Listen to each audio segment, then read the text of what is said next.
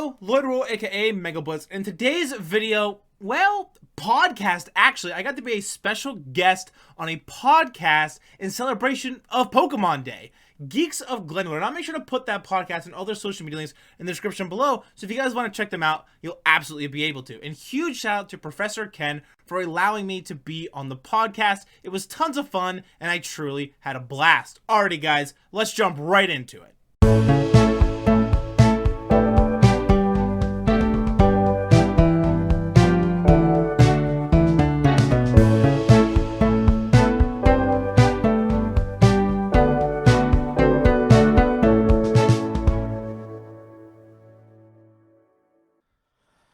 Hello, listeners. Wow, that actually picked up really high. It always does that. I always think I'm one level and then prove the other. Welcome. I think this is technically a Mishmash Geek Bash episode, but it's also just sort of a bonus episode because, as you are well aware, the day this is coming out, it's not a fifth Saturday, which is normally when Mishmash episodes happen. We're coming to you live? As in, we're alive. And the reason of this episode is in celebration of Pokemon Day. That's right. If we actually record this and release it in the correct timing, it'll be before Pokemon Day on February 27th, which, as I just learned approximately 30 seconds ago, is the anniversary of the launch of the first games in Japan in 1996. We're talking old. Almost as old as me. Well, no. It's still got a decade or so on that. I'm Ken, as you probably realize by now. And if not, come on. Listen more. And with me, we have a special guest. Why don't you introduce yourself, sir? Hello, listeners. I'm Lloyd Ruhl. I'm a competitive Pokemon player, Pokemon YouTuber. I've been playing the game for quite some time now. Just a lover of all Pokemon, really. Card game, video game, anime, all the things. Okay. And there you have it. Well, that's all. This is going to be a pretty freeform episode overall, so naturally, I mean, we should have probably put out some feelers for, like, questions and whatnot, but we said no. No, we're going to do this our way, which is very little preparation in advance, because as our pseudo catchphrase is, we're professionals. I'll give a little background on my history with Pokemon, I suppose. Let's see here. What was my background with it? I played Pokemon Red almost by accident on, like, a field trip. I had a friend who was playing it. He's like, here, give it a shot. And so, naturally, he had already beaten, like, the entire game, so I'm using this, like, level 100 Charizard on things. I was like, I don't know what's going on. This is crazy. Just beating everything. Yeah, just like one-shotting and going, what am I supposed to do here? He's like, don't worry about it. There's no consequences at this point. It's like, oh, I feel like I'm missing out on the game then. Right. Shortly after that point, I think I watched a couple episodes of the original series. So good old Ash Ketchum in his prime. The slightly rough animation at the start of that series, but classic at this point. And then I played Pokemon Silver. It was the first Game Boy Color game I got. I actually got a special edition Game Boy Color that had like a little Pikachu and a little Pichu on it celebrating it. Ooh. Yeah, it was really cool. I think I still have it upstairs somewhere. I think it works. Maybe. Maybe test it and see what happens. I should.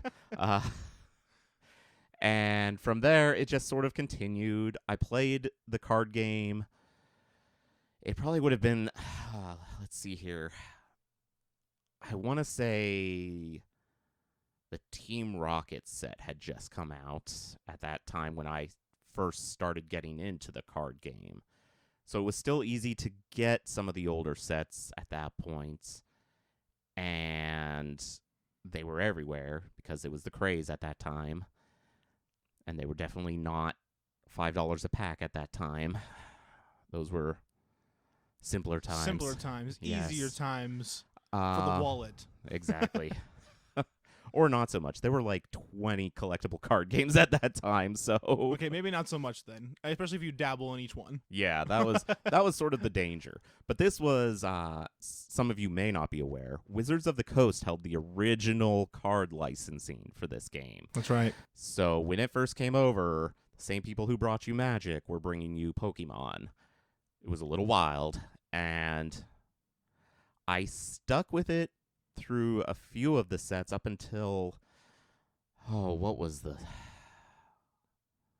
Neo Genesis or something? It was one of the gold and silver sets, like one of the first gold and silver sets that Either they Neo released. Genesis or Neo Dynasty, probably. Probably Neo Genesis. I think then. Neo Genesis, yeah. I had one of the theme decks from that. Yep.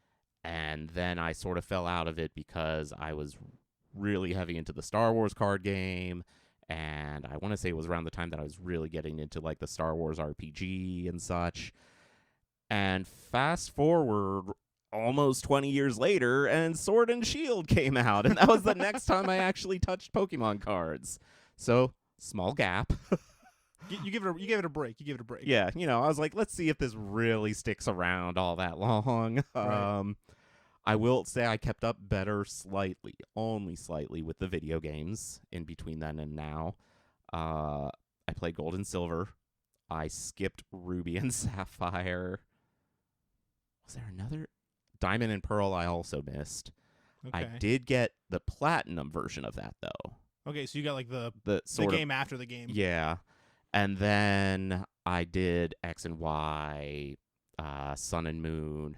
I think I did the second X and Y game, but not Ultra Sun and Moon. And Black and White.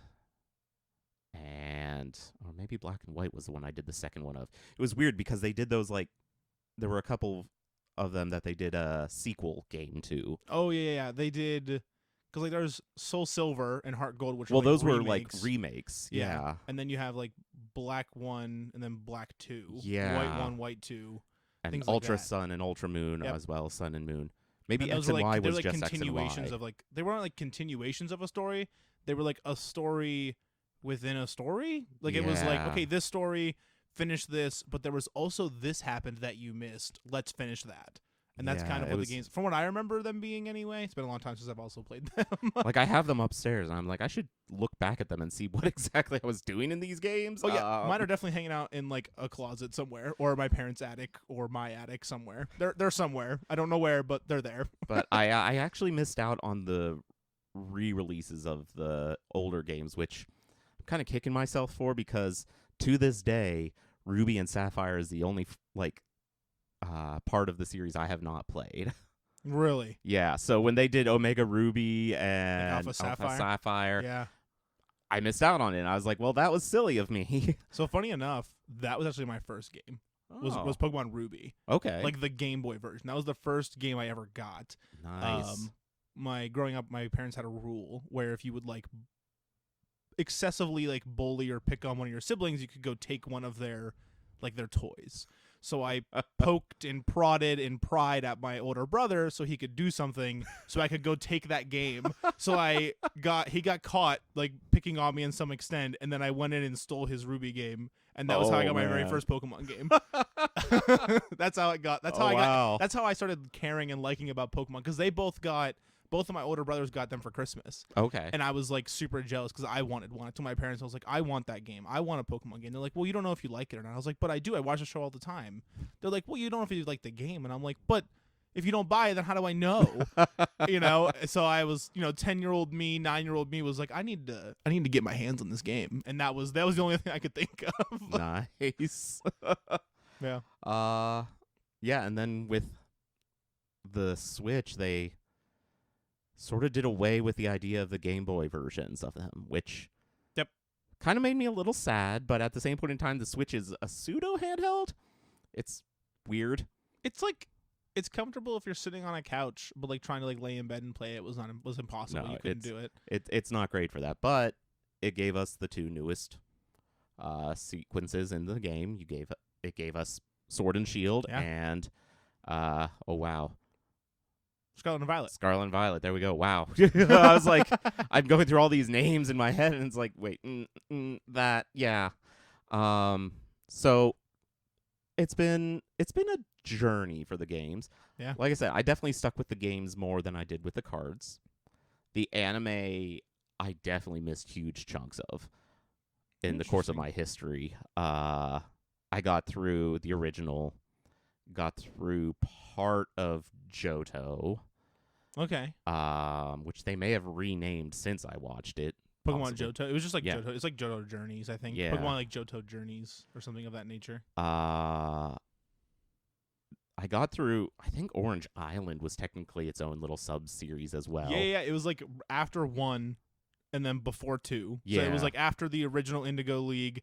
It was still in the same like Region. box set or whatever. Yeah. But like it was a whole different region, and it never. I actually was like, I wish it would have gotten like its own video game. Oh, yeah. I loved the Orange Islands. I thought they were fun. And let's not forget, Ash won that league. Yep, that was his first like big win, and everybody's like, he's never won anything, and I'm like, that's not true. Look at this. Look, he did it. Uh, And then he won Alola for whatever reason. They decided to make that his first win. And I was Oh, like, yeah. okay, well, it's okay, It's a it's thing. fine. I but don't know, they still Ash didn't count it as him winning the league. It was yeah. Like I don't know, like you had like one of the coolest things going on in X and Y with like Ash Greninja and all the Mega Evolutions and stuff, and that would have been a great time to give him like his first ever like Pokemon League victory, and he didn't get it. They were just like, yeah, let's do it in Alola instead, and I'm like, okay, well. That's a choice. You can make that choice. Whether it's right or not is beyond me, but that's a choice you can make. So I will say I would occasionally catch an episode here and there. Like, I never fully watched it again until it literally got a series on Netflix. I think that was the next time that I was like, let me sit down and see what's going on. And I'm just watching. I go, wow, things have changed. Yeah, they're different now. Pokemon's come such a long way. So yeah, that's my history with Pokemon up to this point, and the card game. That's its own subsection that we can deal with here in a moment, because I mean that's where you and I really know our stuff. Yeah. As far as like video games go, for me, really, like got my first Ruby game. I played all the video games growing up as a kid. Mhm. I never really took them super serious. I just kind of was like dabbled and played like through the storyline, and then forgot that the game existed. Watched the show in the mornings before school, eating breakfast, and that was about it. I never like it was one of my like sub hobbies growing up as a kid. Okay. But I never really started to care about Pokemon until I got older. That's when I started to care. And then transitioning into like the card game is when it really took off for me. That's when I started to really care. Yeah, it's funny, like it's definitely aimed towards children, like, and families in general. But it's the adults who have the income to purchase said cards and whatnot with that are really sort of rediscovering it now at this point. Like, when the pandemic started, it got its heaviest hit, not in a bad way, but in a way of like everyone suddenly went to it. And it was explained in a great way, because it was like everyone's stuck inside. They're going to get card games to play with each other, like board games and card games. And yeah, Pokemon became hard to find at that time, and that was in the middle of the Sword and Shield card. Yep, it was like arc. Yep, it was like right in 2019, like right when Sword and Shield came out. Yep. Yeah. So, and since then as well, like since coming out of the pandemic and everything, we've also seen this card game actually evolve, not just in like, so brief recent history here for our listeners who may or may not be aware of how the Pokemon card game has been working lately. There's, ever since a certain point within the cards, I'm not 100% certain which set it was, that gave us like the GXs and the EXs and such, that started that whole thing. Oh, X Was and it Y, was I it think X is and when it got like big, but there was like other sub EXs before that. That was before my time. I wasn't even part of the card game at that point. I just knew that like X and Y, like Steam Siege and that kind of thing, is when like the EXs that we kind of know nowadays is when it really took off. So with Sword and Shield, they introduced the idea of Vs. Vs were ways that you could have like a fully evolved Pokemon count as a basic, which you need basics as the starters for any point on your field in the card game. And that was like the sort of, it was a way to, in some ways, level the field to a degree, in the fact that you had these powerful Pokemon that could potentially stand up to some of the what used to be strongest Pokemon. I mean, that was the idea with like the GXs and whatnot and as well. And tag teams. Yeah. But you were always taking a gamble as well, because your opponent, if they knocked him out, could take more prize cards. Yep. So it became one of those balancing acts. And since just the start of Sword and Shield to now, which we're in like set 5 coming out here, I think, of Scarlet Violet. Yeah, because we have Scarlet Violet Base Set, Paldea Evolved, Obsidian Flames, Paradox Rift, and then Temporal Forces will be the new one that comes out. Yeah. So coming to that now, we're using EXs. We have the idea that there are shiny Pokemon. There are radiant Pokemon, which are shiny Pokemon, but they're not shiny Pokemon. Yeah, they look, the art of the card is shiny as a shiny Pokemon, but they're not called Shining. It's Radiant Greninja or Radiant Charizard or whatever. You have the ability to use a certain ability like once in a game. Yep. Versus like, and that was introduced that was introduced with the GX. Yeah. GXs, that was like when it first hit the market, I think. Then when the Vs came out, the Vs didn't have that, but then they introduced the V Stars like 2 sets later, I think. Yep. And that was when they brought back the idea of you can use a V-Star power, 1 V-Star power once per game. Yep. Doesn't matter how many others you have in there. You can only use the one. So it changed a lot of how the Pokemon game used to be played. Like, it used to be your second stage 2 evolution would be the strongest thing you had on the field, and people would be like, oh, if you got to that, you were probably going to take it. Now here you have these Vs who are doing like 200 points of damage. Sometimes even more, honestly. And your opponent might have something that actually takes the hit and just keeps standing as well. And when I dipped back into this card game, my mind was blown by this fact. I was like, what is happening? Yeah. Because I missed all of the GXs and everything before. So it was the Vs were my first like reintroduction to this idea of here's things that'll destroy you. I guess that's fair. Like, you had like a previous thing, because I jumped right in at Sword and Shield. Okay. That's when I started playing. It's like right around the same time as when I first started to actually play the card game, and I genuinely started to like try to figure it out. So I never knew what old EXs look like. I never played with like old base set cards. I didn't have those, and I was just like, interesting. These are really strong. Yeah, this is good. And then everybody's like, it used to not be like this, and I'm like, what do you mean? What do you? I knew what old cards looked like, but I didn't have any. Yeah. I never collected them as a kid, so I didn't have any sort of indication of what they used to be or what was per se. Yeah, it's a wild ride. Like, I occasionally will look at some of the old decks I still have and go, how did this? But it's one of those ideas as well that the card game is like 20 plus years old at this point, I think. 25. Yeah, because we had the 25-year anniversary of the celebration set. That's right. Yep, the celebration set was 25 years. So they're evolving the game while also trying not to evolve it beyond the point of where it was. Because to be fair, when it in its early stages, it was actually still fairly balanced. Like, they didn't have to change a lot over time. They wanted to keep it fresh, which is understandable. You can only release, I think, so many versions of one Pokemon before people start to say, do I really need this new set? the Charizard over and over and over again. We love Charizard. he keeps coming back, and he keeps being the most valuable card all the time in every set that he's in. Yep. It's just wild, though, like, looking at that transition. And then I think back. So, as I said, I dabbled in a lot of card games, like, in the earlier years. And when I got back into Pokemon was shortly after I got back out of a very brief stint of Magic. I did Magic back when I was in, like, 6th grade. Okay.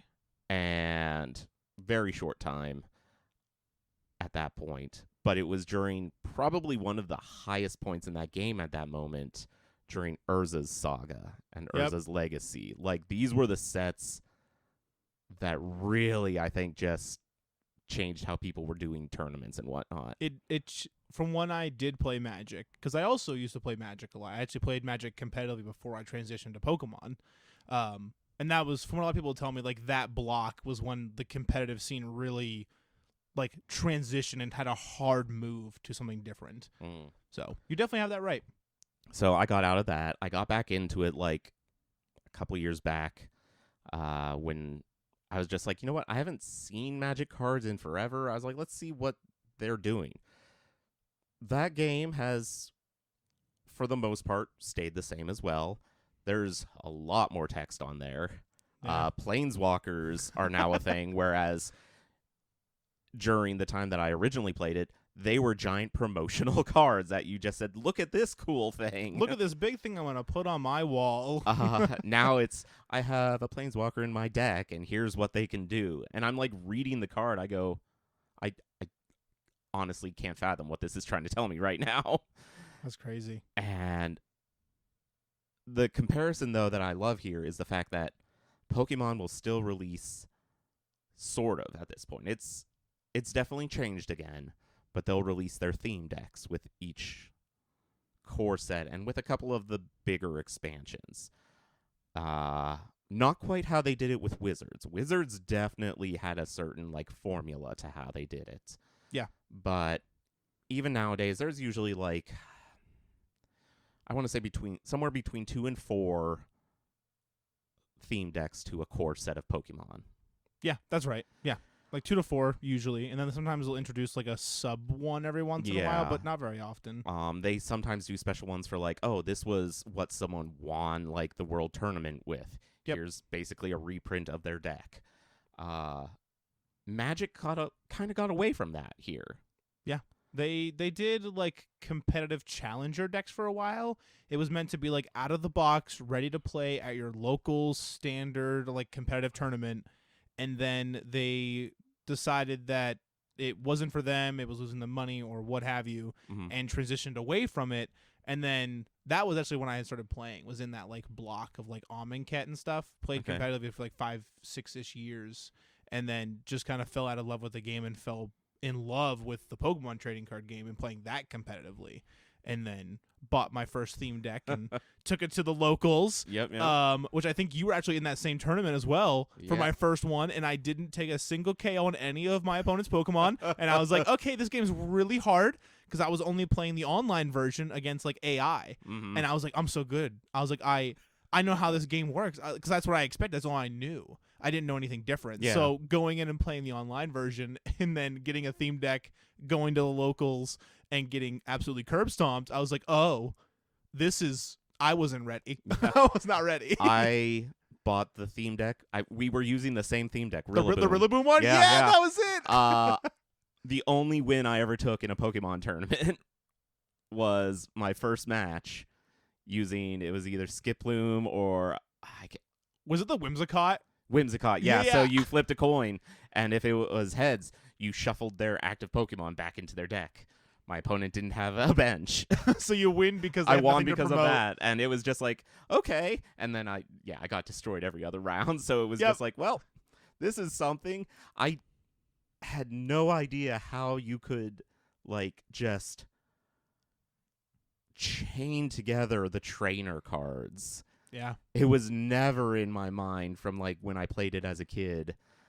So when I saw that happening, I was like, wait, what? This is wild. Why are you... What? And at this point as well, they've also split like trainers.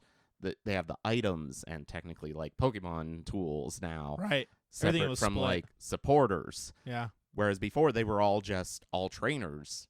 Now Yeah. it's like you can only play one supporter per turn, while you can play umpteen items per turn. And so yeah, this required a rewiring of my brain to play this game again. And to this day, I'm still not great at it. Like, I can appreciate the game being played, but man, me winning is just like a 1 in 10 chance, maybe on a good day. But that's why I've become a Pokemon professor as well. Right. I'm not one who's there to help sharpen the skills. They can be like, oh, this didn't work well against that. Okay, let me go change this. And I'll just be like, okay, yeah. Sounds good. Yeah. I'm here for your punching bag and resource and to help teach you the game and answer all your ruling questions. Exactly. So for those of you who aren't also aware, we go to the same friendly local game store. Yep. Known as Purple Fox. Not a sponsor, but we love them. Yeah, I actually work there as the Pokemon guy. I do all the stuff behind the counter for Pokemon stuff. I work there full time. So I've been there for almost 3 years. Nice. Which is crazy to think We bought about. a lot of games off of you in that time. This is true. A lot of board games, a lot of interaction, a lot of Monday night Pokemon tournaments, a lot of weekend tournaments as well. Yep. And that's sort of how this whole idea actually came around too, because you started a Pokemon YouTube channel, as you said in your introduction. Right. Yeah. No, I started making Pokemon YouTube content about 5 months ago now. My first video was September 17th of last year. And I didn't really have a clue of what I wanted to do. Like, I knew I wanted to do like competitive Pokemon card games, and I knew I wanted to do like explain and go over like deck stuff for the competitive trading card game, and maybe make goofy decks and display them in different videos and stuff, and follow the store's logo and store's motto, I guess more so, of like family-friendly content, safe for kids to watch, there's no swearing or anything of that nature. And I had no idea how to edit videos. I had no idea how to make thumbnails. I had no idea how to even talk in front of a camera.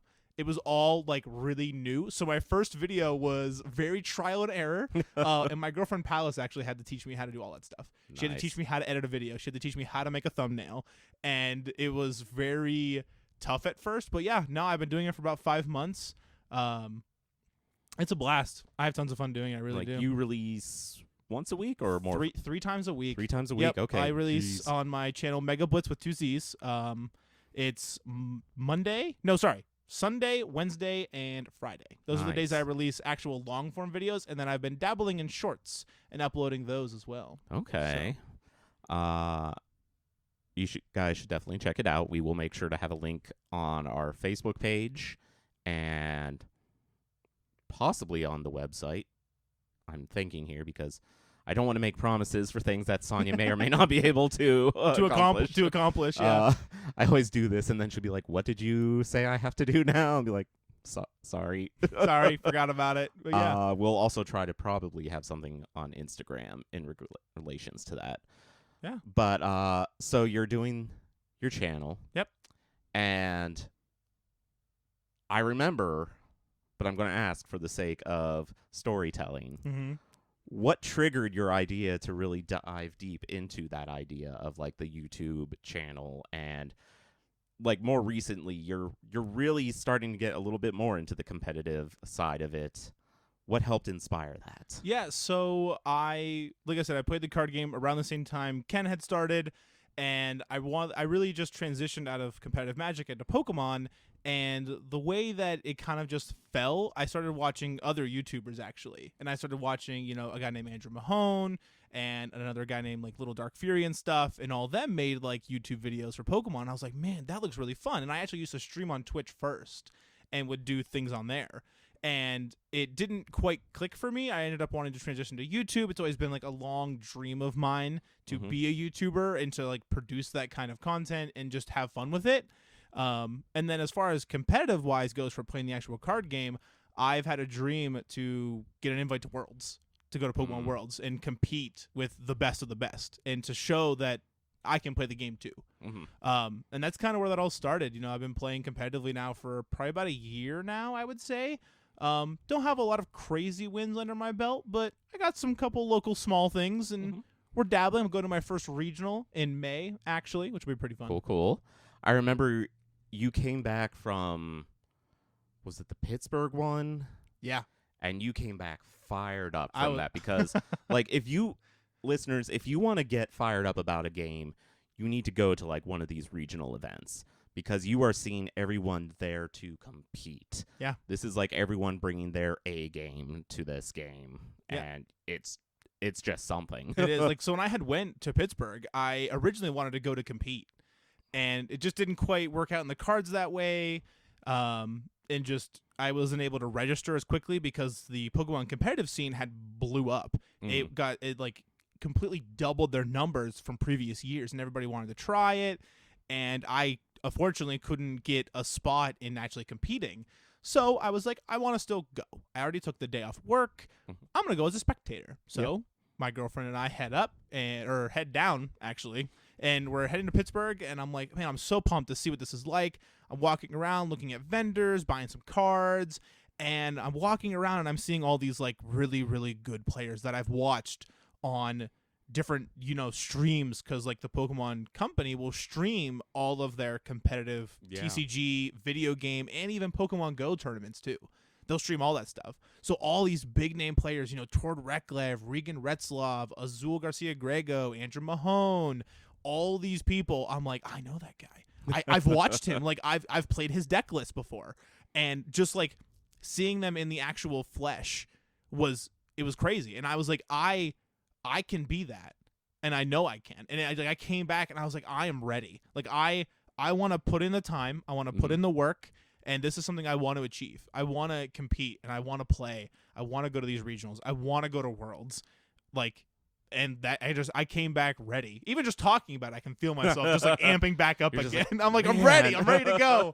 Yeah, and like it truly is like just going to anything competitive or anything that you're like super interested in, and going and seeing it in like the actual like face to face in the flesh was crazy. If you're big into Magic or board games, going to those conventions and stuff and seeing these new games develop, or these big competitive players that and see, like almost going to like a football game, like a professional football game, and you see these players and you're like, you feel the energy, you feel it, and then you can't help but want to be a part of it. And I just was like, I want to be a part of it, and I'm making it a reality. I'm putting in the work. I'm trying to make it a reality as best as I possibly can, and it feels good. It really does. Nice. We'll do a little Q&A here, sort of. I mean, everyone's probably got to be wondering, favorite Pokemon? Pyroar, every time. My favorite animal is a lion. I love the way Pyroar looks. My favorite bad guy or villain in any Pokemon game that I've ever played was Lysander. And when Boss's Orders first, I don't know if it first got printed, because Boss's Orders is actually like a reprint of Lysander the card, which works the exact same way. And Lysander's mascot Pokemon is Pyroar. And I was like, he looks so cool. Fire is one of my favorite types.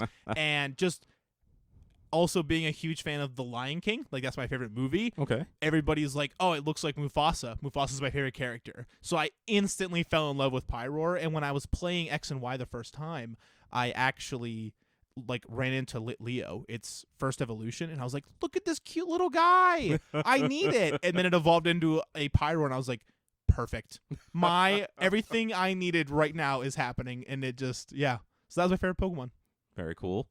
For those of you who don't know out there, mine is Cyndaquil. Just love that little guy. I mean, I don't know what it is about him. He's just like a little fire hedgehog guy. Sonya printed me some new artwork up there for Cyndaquil, and I was just like, yeah, I approve of this. He's a happy little guy. Funny enough, my girlfriend's favorite Pokemon is actually Cyndaquil also. Cyndaquil Nice. and like Sylveon. Those are her two favorites. Ooh, Sylveon's a good one. Yep. I cannot deny. I'm not sure who I probably have a close runner-up, and I can't think of who it is off the top of my head because I feel like it fluctuates a little. So it's always like, I'll get back to you on that. I'll go back to the second favorite. That's fair. Okay, so favorite of the games, the video games. Like my favorite video game to play through? Yeah, which one has been your favorite either? Now, if you want, you can also split this down to like this one had my favorite story, while this one had my favorite like Pokédex to go through. Okay.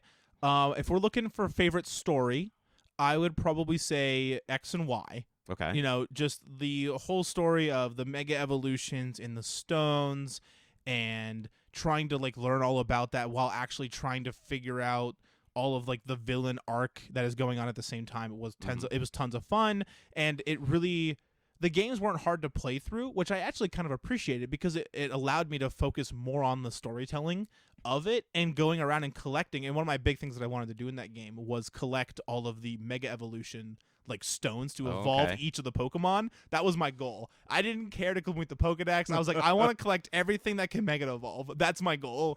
As far as just like favorite game, I guess maybe not in general, but the one that I've probably played the most, I guess, would be Soul Silver. Okay. Because after you beat Johto, you can go through Kanto. Yes. And I have beaten through that game like 6 different times. It's my favorite, and I'm hoping for a Johto remake. I'm hoping for one.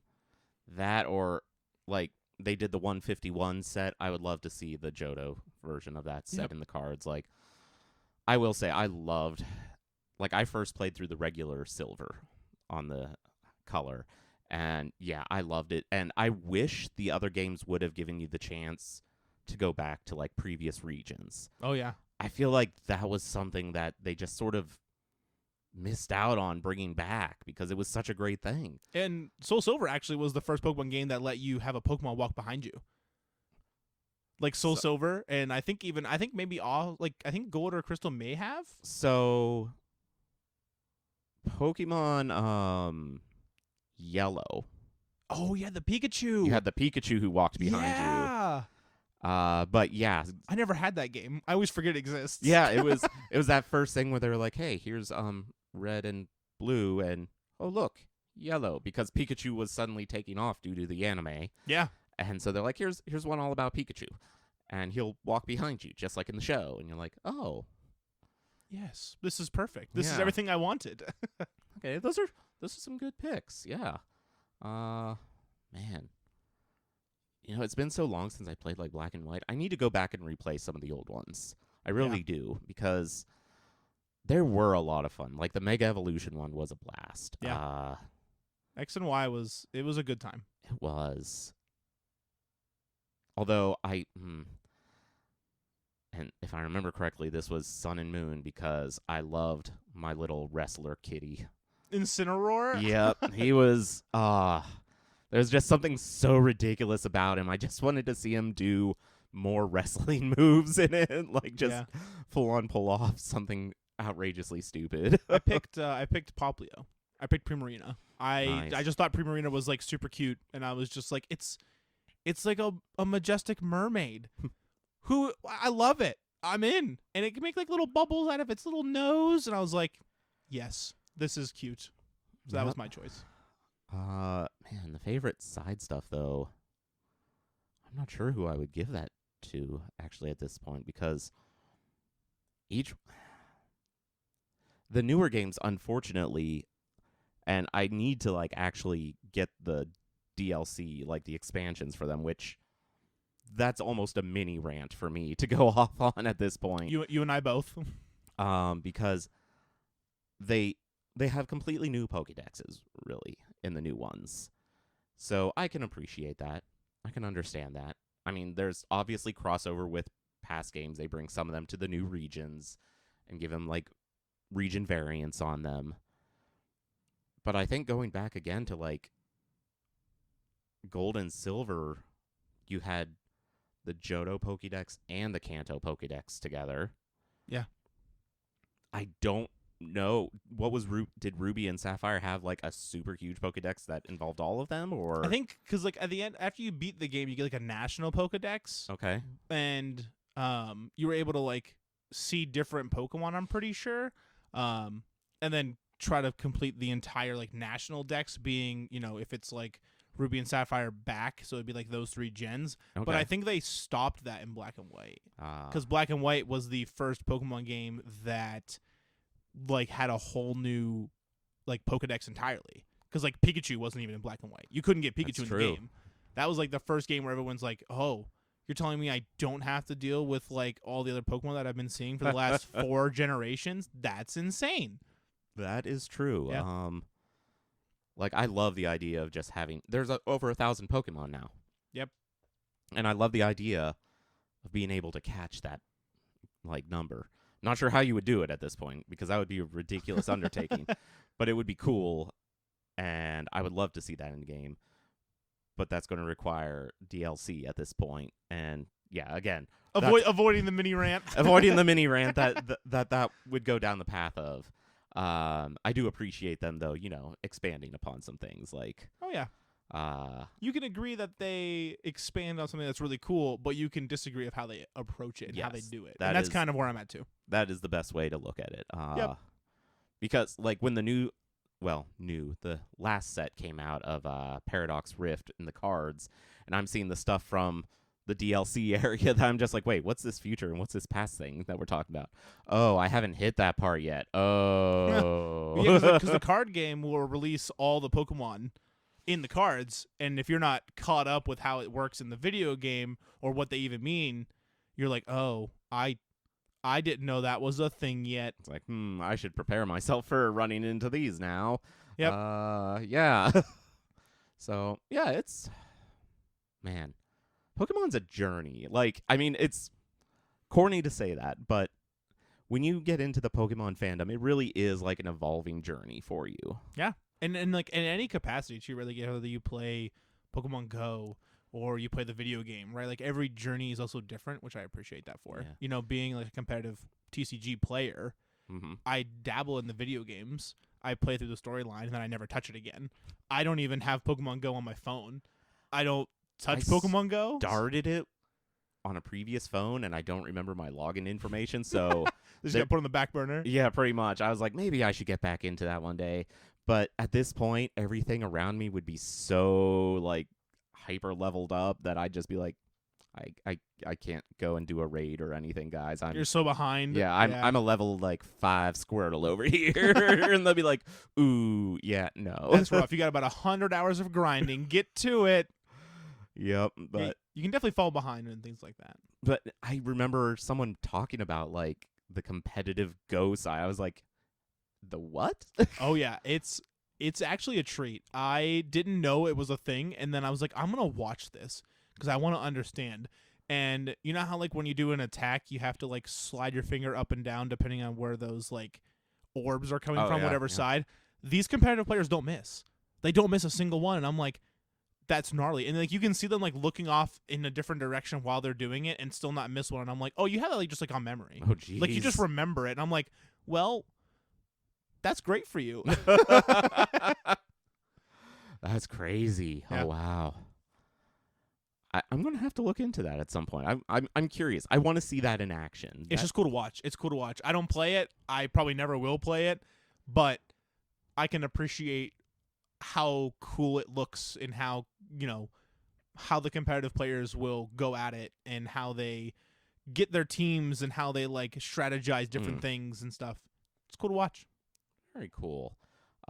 We would be remiss if we didn't dip into some of the collectible side of non-cards and such of Pokemon. Oh yes. Are you a fan of the merchandise? Some of it. I mean, there's a lot of just like, let's slap Pokemon on something and see if it sells. Have you collected anything like non-card related? Minus like video games growing up as a kid. I still have like my Ruby version that I got when I was a kid. I still have like Soul Silver and stuff. If we don't count that also, not really. I have like art that stands in like my background of all my YouTube videos. Okay. Like I have a wall behind me of just like different art that I got at conventions or people made for me or things of that nature. People make me Pyroar stuff or they'll make me, Misty things or just other Pokemon stuff.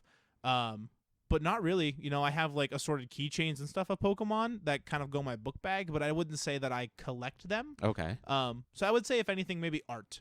Collect like Pokemon art. And it's nice to find like nice art of things. Like it's Oh, yeah. definitely, I know. So the big one I've gone to a few times now, big one in quotes, Steel City Con. Yeah. Like I'm always happy to go down there and look at the Artist Alley. Didn't used to care about Artist Alley, but now Artist Alley is almost the more enjoyable part for me because instead of standing in line for like 2+ hours to meet a celebrity for 30 seconds, it's, hey, I can go take my time and look at this table and see what cool stuff they have. Yeah. Going to conventions, Artist Alley is one of my favorite things too. So art is definitely something I'm starting to expand a little more into. Funko Pops, I've dabbled in. I used to Okay. have a lot more, but I definitely sold off a chunk of my collection here.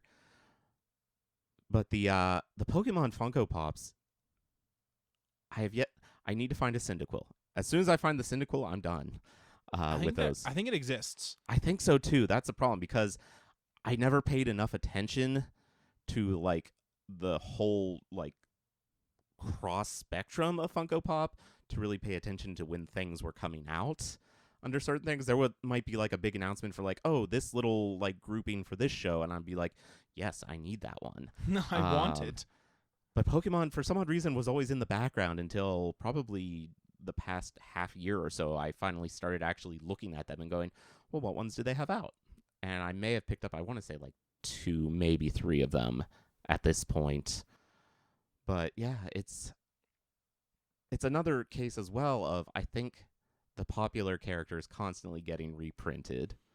Yep, Pikachu's got a Funko Pop, Raichu's got a Funko Pop, Charmander, Charizard, you know, the big names, Yep, if it and then were. they And have then you have like other weird ones, like Caterpie has a Funko Pop. Oh, yeah, I saw that the other day at the store, and I was like, oh, okay, Caterpie's cute, I guess. I can't tell you that I don't think about Caterpie that often.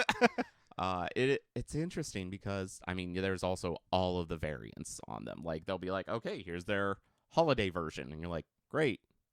So you put a Santa hat on them, and now I have to buy the whole set again. I got a Santa hat Pikachu, I got an Easter Pikachu, and I got Halloween Pikachu. Yep. So Funko Pop has gotten me to the point where I'm like, I do want to look at them. I want to see what's coming from them. But now I'm looking for almost that holy grail within them. It's no longer the, I'm going to try to collect them all. It's definitely the point of, like, even if they made just one of each one, that's 1,000 Funko Pops at this point. That'd be too many. And some of the Pokemon are, like, forgettable, right? Like, could you imagine a Mr. Mime Funko Pop? Oh. Or, like, Jinx Funko Pop? Ooh. Or Miltank? Hard pass for me. The Magikarp. It's the hottest selling one of them all. I might actually buy a Magikarp one. I would probably buy a Magikarp one just because Magikarp's just a little fish who flops around and then evolves into Gyarados and everything's great. Yeah. It is definitely... Yeah, I wonder if they're just like sitting back going, okay, we'll just re-release these next 3, and then we should probably put out a new one as well. Let's go to the list. Yeah, go over the list, put them all in a hat, and they're like, this one looks good. I want this one. And they make a new Funko Pop. Like, I think all of the Evolutions now have a Funko Pop. Well, that makes sense, though. Like, yeah. Evolutions and Eevee itself, those make sense. Those are very popular. You know, it's very catered towards children. A lot of, like, kids and stuff like the Evolutions because... Well, they're kind of almost like little dogs or cats in a way. And there's so many of them. It's like no matter what type you like, there's basically an Eevee for it. Yeah, most of them. I would like to see them finish all the types. I don't know how you'd pull some of them off. Like, I don't know, Steel Eevee type would be weird. Or maybe, I don't know, I think like a Ghost Eevee would be a little tough, but I think some of them you could do pretty simply. Like, you could do like a bug one probably. It's simple. Yeah, I think flying could be really easy to pull off too. That's true. But yeah, have I done it? Pins. Pins are an easy collectible. I have pins. I have pins on my work lanyard. I have pins on my book bag. But I don't go out of my way to collect them. I just kind of like, I'm like, ooh, this looks cool. Put it on the book bag. I've gotten most of mine from card packs, I think. They'll be like, this includes a pin. And I'll be like, okay. I like pins. Pins are cool. Like, yeah, sure. Yeah. One of them I got from Sonia as I think it was a Christmas gift. Might have been a birthday gift. But it has, like, the starters from Johto. She was like, here's your Cyndaquil. I was like, yes. Perfect. Everything Ken wants. Yep. So that's something I enjoy. Strangely pseudo collectible is the Professor Store stuff now. So like, oh yeah, they reopened the Professor Store through Pokemon, and I was like, well, I'm going to get this, and this. We also get like staff promos too. You know, being a professor, you get staff promos and things of that nature. Something that I would like to collect, and this is something I actually got from a different YouTuber actually. So this I guess would be not something I collect, but will go out of my way to collect at some point in time. When you go to regionals and stuff, that you can get, everybody calls it the swag kit, your swag bag. So you can get like a playmat or a hat or things of that nature. And I think it would be cool to collect like regional playmats. Or when you go, you also get a lanyard that you have to wear. Okay, being like a competitor badge, if it were. And I got this idea because the other guy was like, yeah, I go to all these, I write down the deck that I play, my finishing place, my record, and then I keep the lanyards. They're free. They give them to you when you go in and pay to compete. So he's like, just to remember it, I write them all down. I was like, that's a cool idea. So I was like, I kind of want to do that too. So now, my Pittsburgh lanyard has just like spectator on it. And then I put like my first Pokemon regional that I ever attended, the date, and stuff like that. So when I go to Indianapolis, I'm going to put down, whatever record I finish with, the deck I play, my place, and then be like, first competitive, one, or first time I played at a regional or something of that nature. I'll probably write on there too. So something I will eventually collect, but haven't collected yet. Yeah, the playmats are actually surprisingly collectible. I know they're pretty cool looking. Like even the ones we do for the local cup, they're pretty neat. Oh yeah. So I imagine the ones for like the regionals are pretty hopping. Eventually, I will also get a playmat for a cup. That's the goal. I've won a challenge. I've bubbled out of top 8s, top 4s at cups. I will. The breakthrough will come, and I will get that League Cup champion playmat. It's pretty nice. I won't because I'm behind the counter for that. You'll be running the event, so then I can win. Hopefully, I can hold it as I pass it. Perfect. So yeah, those are definitely some other collectibles. I'm trying to think. Yeah. Otherwise,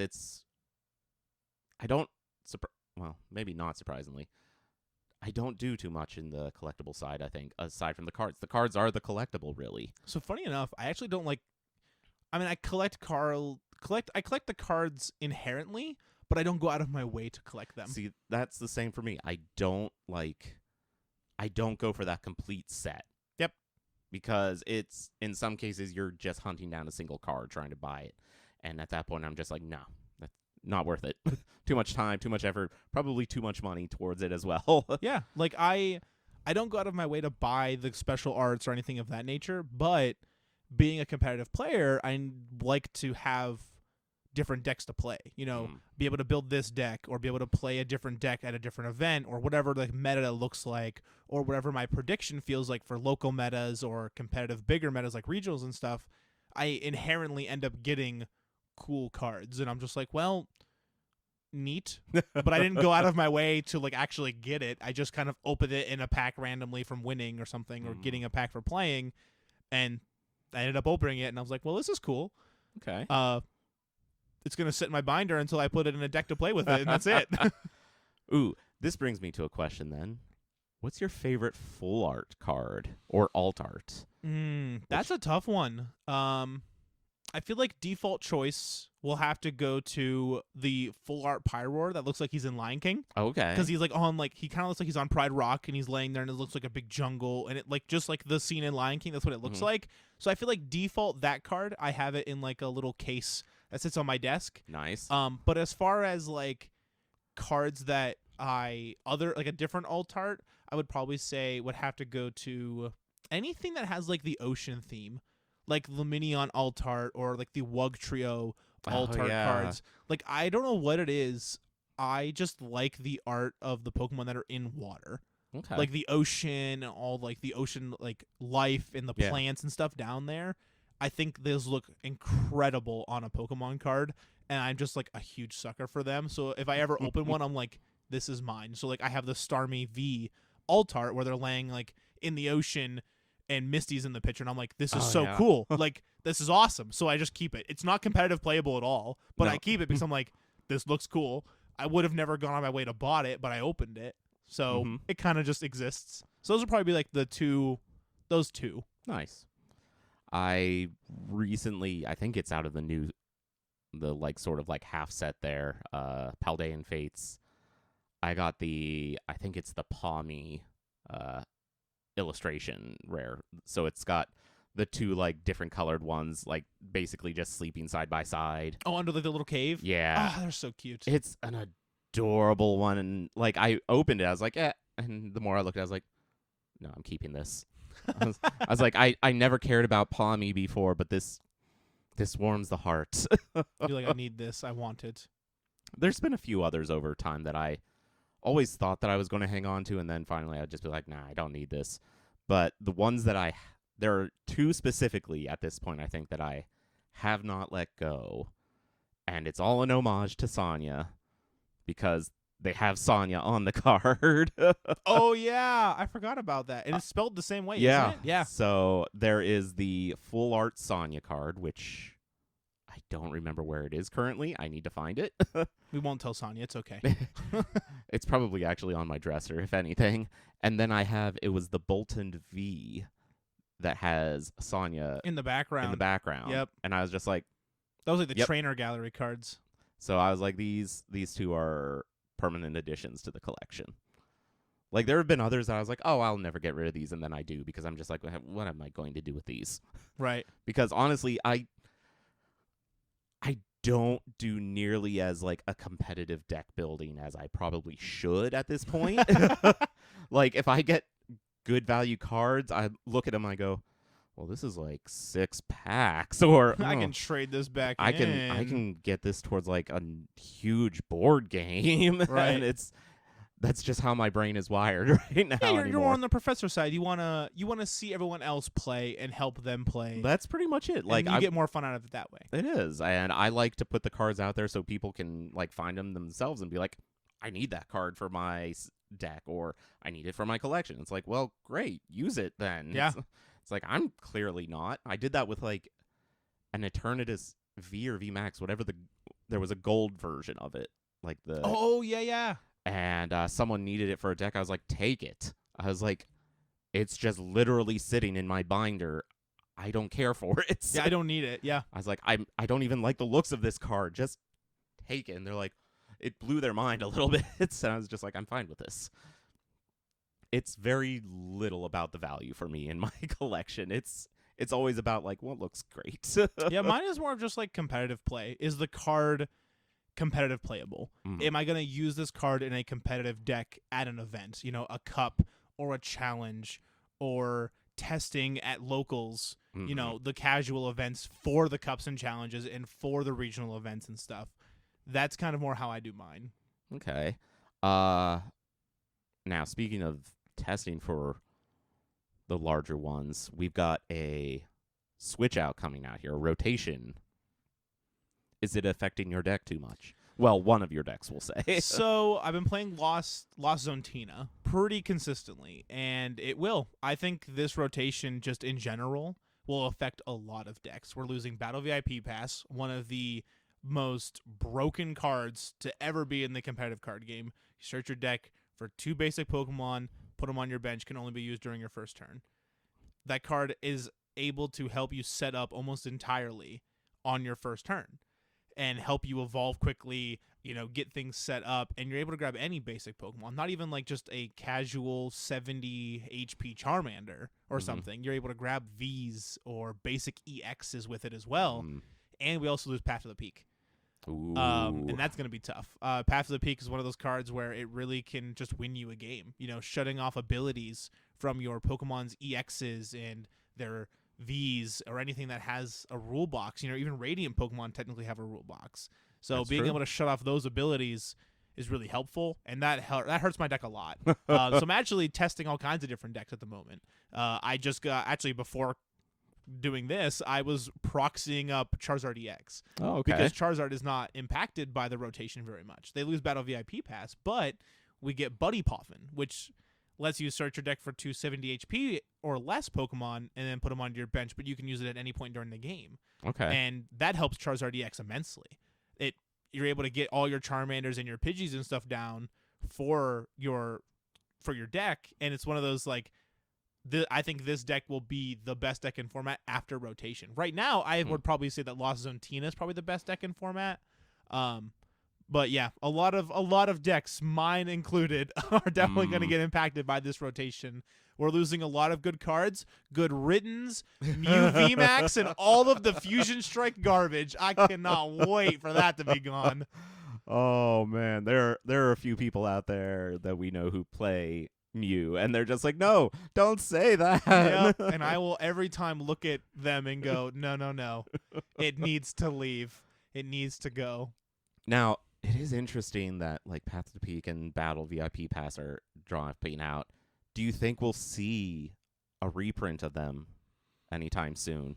So the cool thing about Pokemon, and this is something that I didn't like about Magic actually, but that I love about Pokemon, is they don't reprint cards like that very often. Sure, you know, Switch has got reprinted a million times. Nest Ball's made a comeback. Ultra Ball, things like that. But you don't see specific Pokemon get reprinted. Sure, there's all kinds of different versions of a Charizard EX or a Charizard card, but they do something different. The Charizard EX that we play now in the competitive scene is very different from a Charizard EX from 5-6 years ago. The verbiage is very different. The attacks are different. The HP is different. All that stuff. So Pokemon doesn't tend to usually reprint those kind of cards. So I actually don't think we'll see Path to the Peak or Battle VIP Pass make a comeback. Okay. Because a lot of people didn't like Path to the Peak and Battle VIP Pass. I loved them. I felt that I made the game great. This is also coming from a person who, you know, plays almost a control style type deck. So for me, Path to the Peak's great. I love it. But for other people, not so much. So I don't think they'll reprint those cards. Okay. Is Manaphy sticking around for another rotation? Yep. Okay. Manaphy's staying around. The cards we're missing that are like the big hitters. I actually made a video about this. The top 10 cards leaving standard. We're losing the Fusion Strike, Single Strike, and Rapid Strike packages. We're Level Ball's leaving. Clara, Raihan, Melanie, all these like tech supporters and these like draw supporters are leaving. And then of course Path to the Peak, Battle VIP Pass, even Escape Rope is actually leaving, and there's no reprint. Really? Yep. I've never played Pokemon. I've been playing Pokemon for 3 years, competitively for about a year. And to sit there and be like, yeah, Escape Rope's gone. I'm like, well, that's going to be different. I've never played Pokemon where Escape Rope wasn't a card. Yeah, wow. Yeah. So that was like, it was very interesting. Like when I did the research for the video, I was like, what cards are actually leaving? And I was like doing in a ranking system, like, 10th, 9th, so on and so forth. And when doing that, I was like, man, this is hard. Like I had to actually like really think about what cards are utilized the most in which scenarios, in which order I should put them in that tier list, in that top 10. And it was tough. It was really cool to do it though. Like just seeing all the cards, and I'm like, man, like Path to the Peak, I feel like makes the game really fun. I think Battle VIP Pass makes it fun. Level Ball was a cool card for setup. Raihan even leaves. Raihan being one of the cards that helps you come back in the game. You know, your opponent, your Pokemon gets knocked out, attach a basic energy from your discard pile, go search your deck for whatever card you want. And I'm just kind of like, oh, all that's gone. Okay, well, yeah. So this will be the first time that I've played in a competitive sense where I've had to deal with a rotation. And funny enough, rotation happens a month before I go to Indianapolis. Interesting. Yep, so I'm going to be doing a lot of testing, and you are going to see all kinds of crazy decks that I'm going to be throwing together because I'm testing like all the time. I'm testing nonstop. I play a lot. So awesome. I mean, it's going to be rough, but it's going to be awesome to see all the new decks. So yeah, it'll be nice. I'm excited for the change, but I'm also sad because, well, I loved playing with Path to the Peak. I loved playing with Raihan and Battle VIP Pass and Escape Rope and stuff. So seeing those cards leave will be a bit sad, but I'm also excited for the new. I'm excited for the new format, the new things. And as much as I have given every Charizard EX player flack, I'm about to play Charizard EX more than likely because I think it's going to be probably the best deck in format after rotation, so we'll see. Little humble pie. yeah, just got to humble myself real quick. So, I mean, I could keep talking about a lot of stuff Pokemon, but we will wrap this up for now because, I mean, we don't want to go too long. As, again, fun as it is, like, the Pokemon card game is just a blast. It really is. I could happily discuss that so long. I mean, I go and judge it every week. Yeah, I play multiple tournaments, online tournaments, YouTube videos, all of it. Yeah, it's just a blast and a half. And Pokemon in general, over 25 years with us now, which is just crazy. Mm-hmm. To think that this little game series, this little video game series has blown into this like worldwide phenomenon that shows no sign of disappearing at this point. It's just mind-boggling, really. Yes, there are other things that have stuck around, but there are also things that are essentially like household names, which Pokemon has become. Even if people don't play Pokemon, they at least recognize the name. There was this YouTube video it's a horrible video, but the one thing this guy makes a joke of is like, everyone knows Pikachu.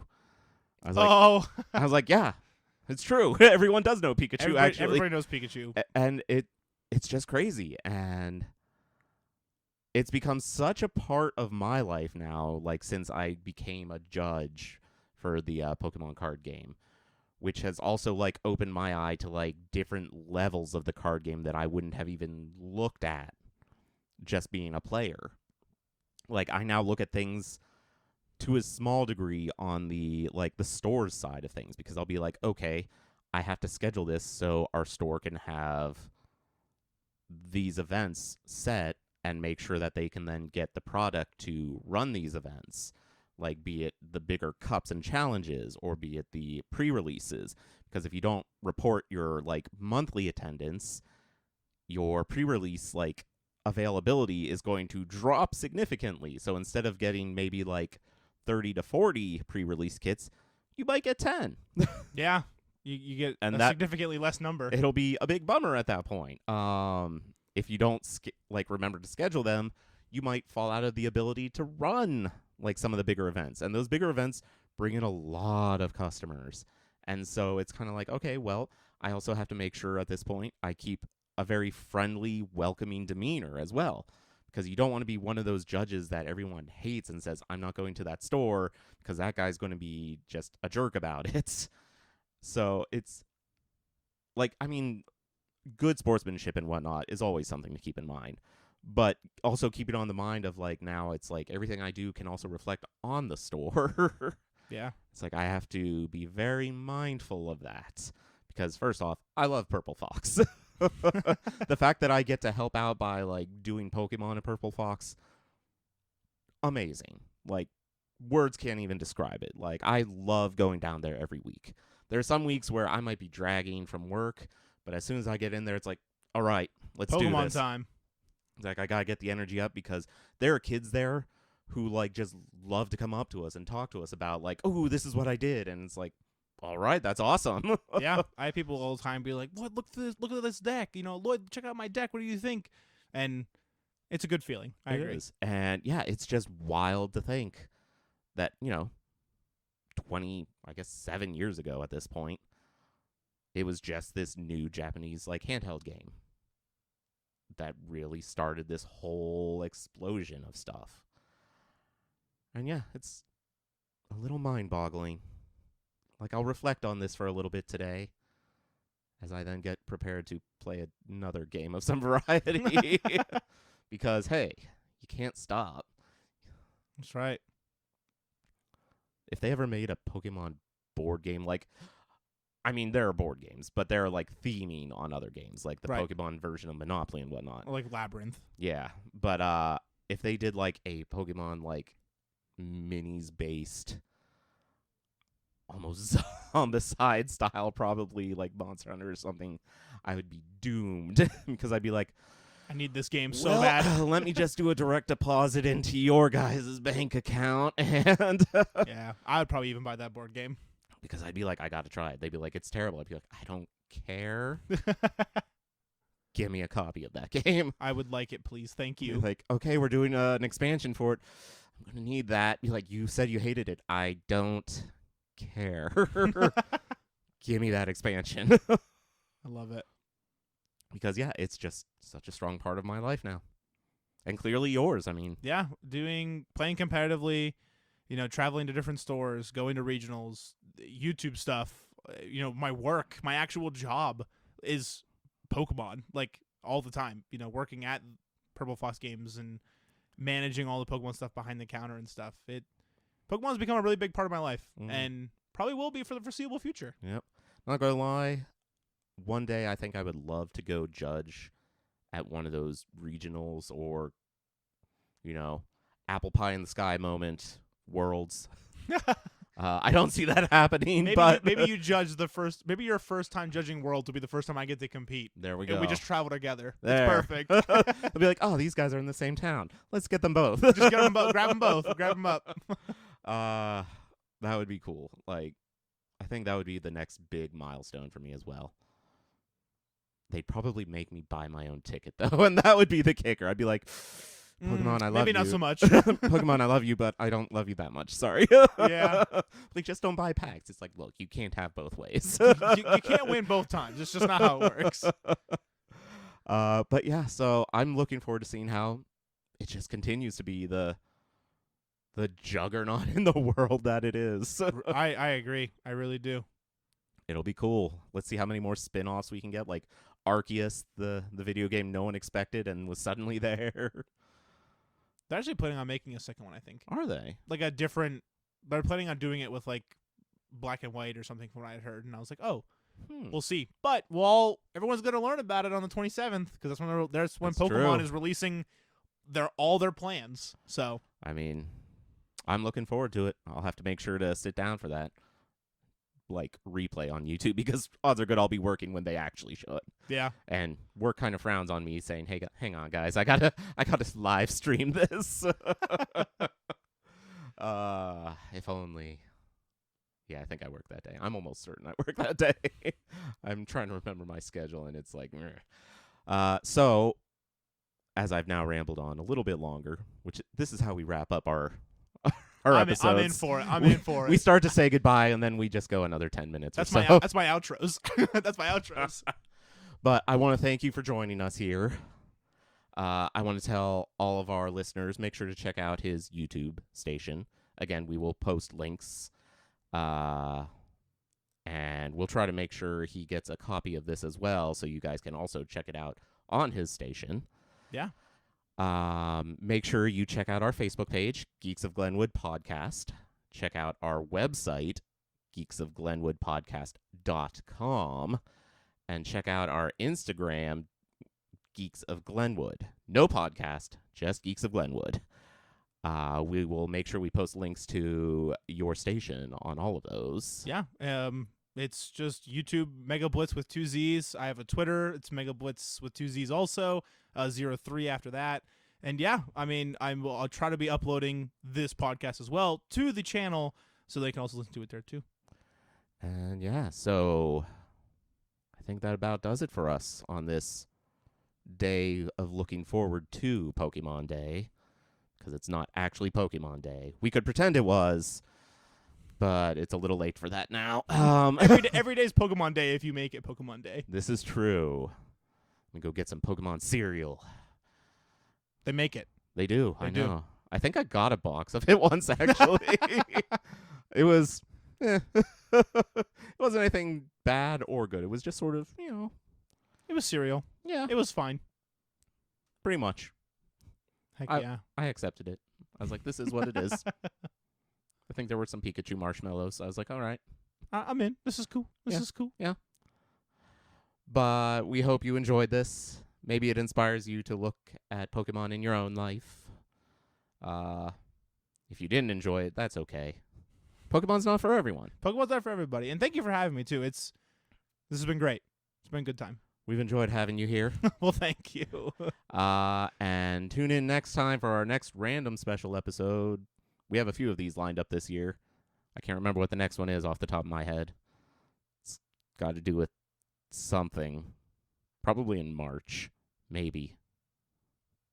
We had a whole calendar. It's no longer here. We'll find it. I will. And I'll maybe post a link to that as well. Be like, look forward to this. Actually, the next one might be a Steel City Con event. That will sort of do a brief, like, hey, here's what we did at Steel City. Or not. I don't know. That's future Ken's problem. I love it. All right. Thank you so much, everyone. Thank you, Lloyd, a.k.a. MegaBlitzz. Thank you. Thank you for having me. It's been a great time, truly. Always a good time. And we'll see you all next time.